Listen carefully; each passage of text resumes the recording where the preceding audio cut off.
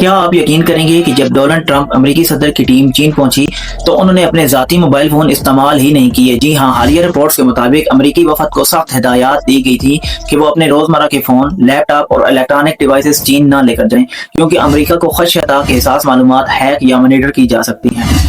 اسی لیے ٹرمپ کی ٹیم نے وہاں عام فونز کی بجائے برنر فون استعمال کیے، یعنی ایسے عارضی فون جو صرف چند دن استعمال کیے جا سکتے ہیں اور جن میں ذاتی ڈیٹا نہیں ہوتا اور جنہیں بعد میں ضائع کر دیا جاتا ہے۔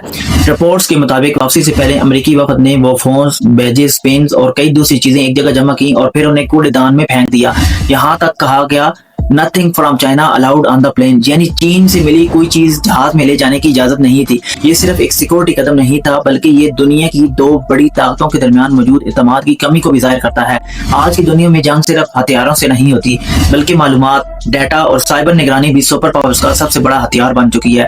اسی لیے امریکی حکام نے چین میں اپنے ذاتی فون استعمال کرنے سے گریز کیا اور عارضی فون استعمال کرنے کے بعد انہیں تباہ یا ضائع کر دیا۔ دلچسپ بات یہ ہے کہ یہ کوئی فلمی کہانی نہیں، بلکہ بین الاقوامی سیاست کی وہ حقیقت ہے جہاں ایک موبائل فون بھی قومی سلامتی کا مسئلہ بن سکتا ہے۔ یہ سٹوری مختلف بین الاقوامی میڈیا رپورٹس میں سامنے آئی، جن میں بتایا گیا کہ امریکی وفد نے کلین ڈیوائسز اور برنر فون استعمال کرنے کے بعد ڈسکارڈ کر دی۔